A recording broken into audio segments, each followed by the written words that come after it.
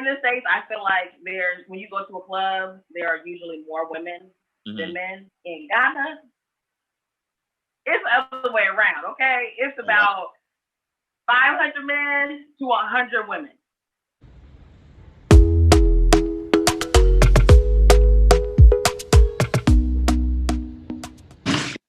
Welcome back to the YouTube channel. It's your favorite content creator, King Annan.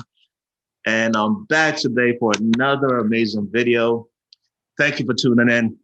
So on this channel, I create content on how to build a better relationship, basically bridging a gap between continental Africans and the African-American diaspora, because I believe that for so long we've been disconnected, and there's been a lot of things that we don't really understand about each other. So living in the United States for so long, being born in Ghana and moving to the United States at the age of 12, I basically grew up in the States and I've lived amongst African Americans, and I feel that I'm able to understand both sides. So I just want to do my part, my little part in this world, and helping to bridge the gap between continental Africans and the African American diaspora. All right, guys, so today we're here with a young lady that's actually currently living in Ghana, in Accra, Ghana.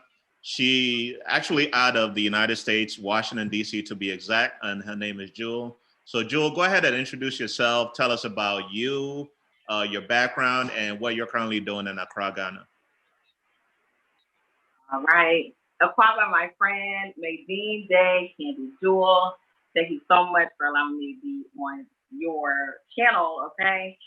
So I am here in Accra. I moved here a couple months ago. I've been here for about 5 months now. I'm 5 months old from Washington, D.C. I decided to take that leap of faith and move to Accra because of COVID. COVID was basically my saving grace. So, you know, I was one of the fortunate people to allow, to turn COVID in from a negative to a positive. So yeah, I moved here about 5 months ago, and right now I'm still settling.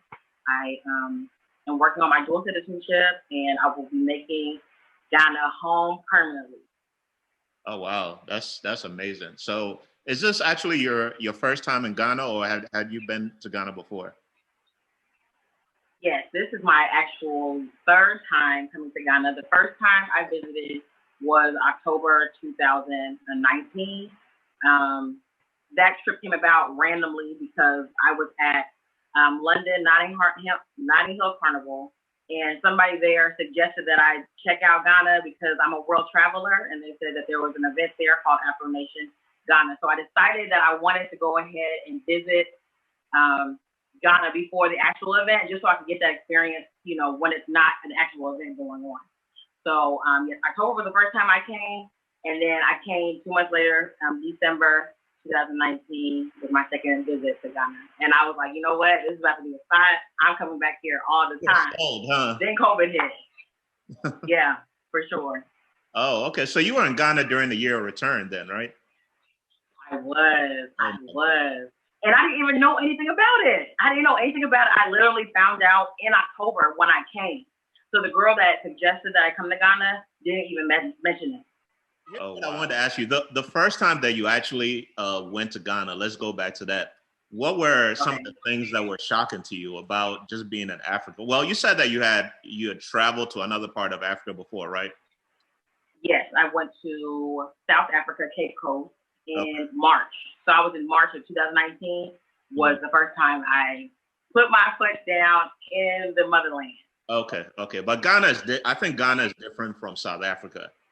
Right? It is. Okay. It definitely is. Yeah. So the first time you were in Ghana, what was that like? Like tell us some of the things that you went through that were maybe a little bit shocking to you. So I was first surprised about getting off of the airplane, and everybody that's greeting you is Black. Okay? They're Black. I travel a lot, like I said, and, you know, seeing Caucasian people or European people, you know, it was normal to see somebody, you know, at the end, you know what I mean, greeting me or going through customs and things like that. That was normal. So it was, the first shock was seeing the Black people welcome me, you know what I mean? And that's their job. They're getting paid for that, you know? Right. I would have never thought, I would have never thought that it would have been like that, just getting off of the airplane. It's important that you say that, because as it gives you a sense of pride when you're in a place in the world where everybody's black, you know, the authority figures like the police, the lawyers, the president, obviously. And for a child, if you're growing up in that type of place, it should give you a sense of self-esteem, I think, you know, because if you're living in a country where in the United States where all the authority figures are not the same skin color as you, it does something to you, you know? It definitely does. Yeah. You know, I take pride in going to the local businesses here, knowing that my dollar continues to move around in the Ghanaian, my city, moves around in the Ghanaian community, you know. There's one thing that's lacking when it comes to that though too, because I feel like one of my issues is customer service, right? I feel like the customer service here in Ghana is definitely lacking. I think there's some things that need to be done, but regardless, it's the whole country is like that. I feel like when it comes to the European style restaurants to the Ghanaian style restaurants, the customer service, I mean, to me, it's been the same, you know, but just to know that the person that's serving me, sometimes the person that is the owner of the place, they're black, that's crazy to me, you know, and I appreciate it.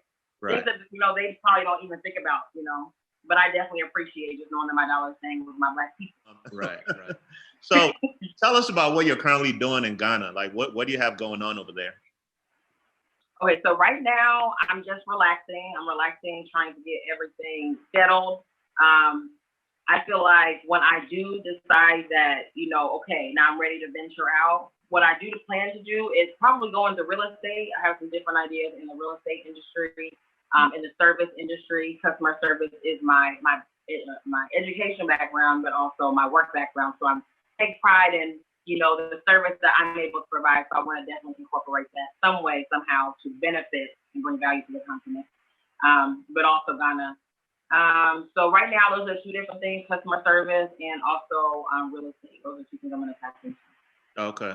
And have you seen any other opportunities that, you know, some of the, you know, brothers and sisters out this way can possibly take advantage of? Anything that has like, Ghana might need this or that? Yeah, you know, I don't even know, like, even how to say this. There's a lot of things that you don't even think about, like import-export business. I feel like will always be a business for people to go ahead and get involved in. I think that Pampers, like, you know, baby Pampers, are one thing that I think that is needed here in Ghana. You can definitely find it, but the better brands, you know, would definitely be something that you could, you know, ship from the States or, you know, and bring it here to Ghana as a service. I think that also the technology industry here could definitely be better, you know. So if you have that special thing that you know how to go ahead and make, you know, the service connections a lot better, that's definitely something that could be done here as well. There's everything. I mean, kids, even education. I definitely see that Ghanaians take care of their kids. Okay. Yeah. They make sure that their kids get the best, even when they don't have it. So anything in education, anything that you can incorporate in education, maybe some kind of after-school programs. I know back in the States, I did the STEM program, and I haven't seen that incorporated here, but that's something else, another industry. Oh, okay. Cool. Yeah, those are great ideas. Yeah. So here's something that is always a hot topic on some of the Facebook groups that we're in. Is some of the ladies, some of the sisters, ask this question a lot about Ghanaian men or just relationships. Period. What are relationships like in Ghana? And I mean, you being, you're a nice looking lady. What are some of the experiences that you've been through in Ghana, in regards to men? So I look different, right? So I look different in the sense that I have tattoos, I have dreadlocks, and I'm American, right? So a lot of men here, I feel like they kind of gravitate, and I'm curvy, so like they gravitate towards me. So I definitely feel like it can be overwhelming. It can definitely be overwhelming, and I'm a pretty candid person, so hence the name. I'm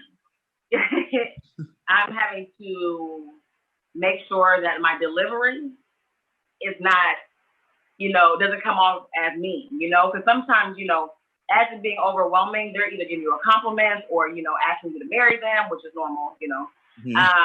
But for sure. So I feel like it's definitely different, but Ghanaians are actually my preference.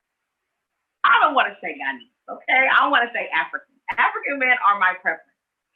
But I feel like I do understand where my sisters, how they feel about being in a relationship with a Ghanaian man. I'm saying Ghanaian because I'm in Ghana. Right. But I can understand their reservations because you have to be a type of person that is patient, like you said. You have to be very patient. Mm-hmm. Not even just because you're in Ghana, but because, you know, the way of thinking is different. So in your relationship, the way of thinking is different. The culture is different, you know? You have to make sure that you are open-minded when you're in a relationship with a Ghanaian as well. You have to be able to communicate. There's so many different things that you have to learn, but you also have to understand as well that not everybody has the best intentions. But I feel like everybody should have that discernment to know, regardless if it's in Ghana or in DC, that, you know, who's trying to use you or who's not, you know? But I wouldn't go into it thinking that somebody's trying to use you. And I feel like that's really what the issue is, you know? Yeah. That's some great advice, Jewel. Tell my brothers over there to just relax and just take it easy. I think it's just, you know, we're different. I feel like we come from a different place. Ghanaians are inquisitive, you know, so they're going to ask a lot of questions and see what experiences you've been on, you know, regardless if they want to do it or not. They want to know what you've done. You know what I mean? There's another part of the world that they've never experienced, you know, so. Right. Yeah, that makes sense. I just think they do need to chill, but I understand. You know, they just need that right person that can be patient with them. Right. Yeah, that makes sense. Yeah. So. But I wanted to include this as well. There are a lot of options here. Okay, I definitely thought there's a lot of options. You know, in the States, I feel like when you go to a club, there are usually more women than men. In Ghana, it's the other way around, okay? It's about 500 men to 100 women. Wow. Ladies, did y'all hear that? Sure. Did y'all hear that, ladies? You might want to save up the tickets. Hey, if you want a husband, come to Ghana and you can find a good one, okay? All right. Wow, and that's the quotable for this video. That's awesome. Well, Jewel, it's been great talking to you. You seem like an amazing person. The last thing I wanted to ask you, for anyone, you know, guys, girls, men, women who might be thinking of just visiting the motherland, hopefully Ghana, what's your advice to them? Like, what should they be thinking about? So if you're coming to Ghana, I would come here being open-minded, of course, but also come here in the hopes of what can I bring here of value to the country. Mm-hmm. Ghana, there's a lot of places that you can go on vacation. I feel if you're coming to Ghana, you should come here trying to connect with the culture, you know, connect with the people. I think it's really important. Also, before you come do your research, you know, watch our YouTube channel so that you can be able to find the real deal. You know, you'll know, like, somebody that's on the ground that can really tell you the story and things that you have to, you know, look out for. So I definitely feel like you have to be open-minded, patient, and also be able to come down with an open mind. Awesome. You said it well. Yeah. Well, so guys, I hope you really enjoyed this time that we spent together. Jewel is also a content creator on YouTube, so you can follow all her content and all her exploits and journey in Ghana. Link is going to be down below, so check it out. And I'm also going to be dropping her Instagram link so you can follow her. Jewel, on behalf of me, King Annan, please make sure that you go ahead and subscribe to the YouTube channel, because I'm going to be connecting with more diasporans who are in Ghana or maybe even at other parts of Africa and doing some interviews, because I really like to get perspective of African Americans who are in Ghana or, again, other parts of Africa, and, you know, what their experience is like over there. So please make sure you go ahead and subscribe to the YouTube channel. Share this with your friends and family, because sharing is caring. Click the notification bell so anytime I upload another video, you can see it. And please make sure that you give it a big thumbs up. All right, so from from King Annan. We're signing out, and I'll catch you in the next video.